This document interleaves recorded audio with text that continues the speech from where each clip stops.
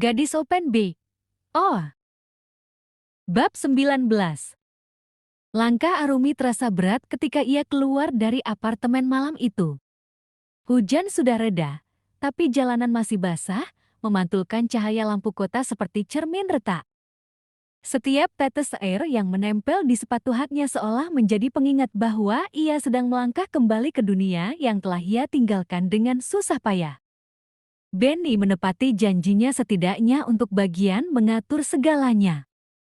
Sore tadi, pesan singkat masuk ke ponselnya. Jam 9 malam, Hotel Royal Suite, Penthouse, jangan telat. Tak ada salam. Tak ada tanda tanya. Hanya instruksi yang tak memberi ruang untuk negosiasi. Di dalam taksi yang membawanya ke hotel, Arumi menatap bayangannya di jendela.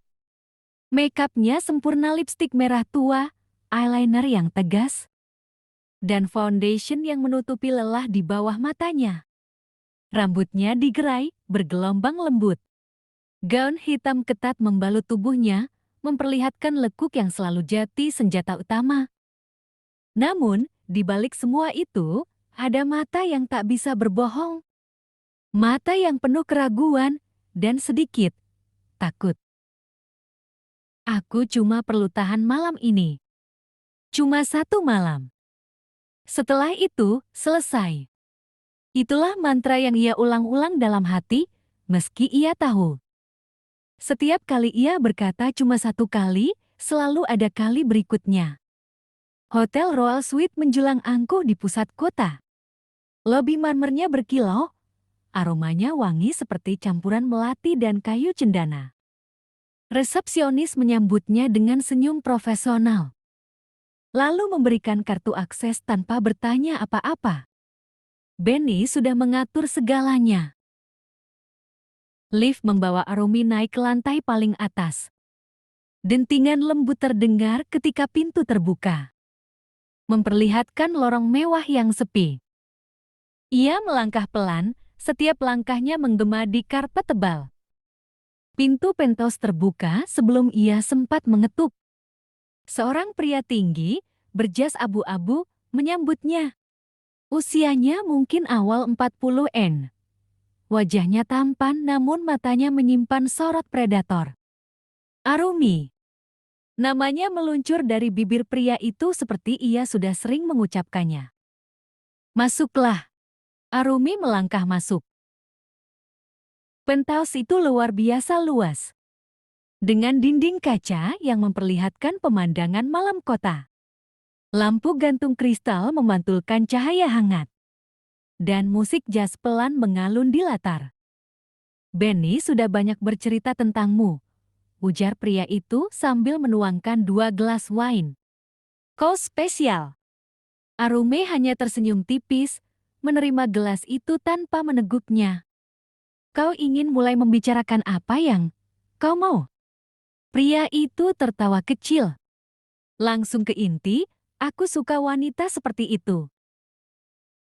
Malam itu, Arumi merasa seperti boneka yang diatur untuk memainkan peran. Tamu itu punya selera yang sangat spesifik mulai dari pakaian, posisi, hingga bagaimana ia harus berbicara. Setiap instruksi datang dengan nada lembut namun penuh kontrol. Membuat Arumi harus menekan rasa tidak nyamannya jauh ke dalam. Ia bergerak sesuai permintaan, tertawa di saat yang diminta, menatap dengan cara yang diinginkan. Tapi di dalam kepalanya, ia menghitung detik demi detik hingga semua ini selesai. Lihat aku, Arumi, suara pria itu memecah lamunannya. Jangan pikirkan apapun, hanya aku. Kalimat itu membuatnya merinding bukan karena godaan, tapi karena ia tahu inilah bagian dari permainan mereka. Menghapus semua yang ada di pikirannya kecuali sang tamu. Beberapa jam kemudian, ketika semua usai, Arumi berdiri di depan jendela kaca penthouse, mengenakan kembali gaun hitamnya. Kota di bawah sana masih berdenyut dengan kehidupan. Tapi ia merasa seperti orang luar yang hanya menonton. Pria itu datang dari belakang, menyerahkan amplop tebal. Untukmu dan untuk kerahasiaan. Arumi menerimanya tanpa bicara. Ia tahu uang itu adalah rantai halus yang mengikatnya kembali. Ketika pintu lift tertutup di depannya, ia bersandar pada dinding, matanya terpejam. Dadanya terasa sesak. Ia telah kembali ke titik awal, hanya kali ini, ia lebih sadar akan harga yang harus ia bayar.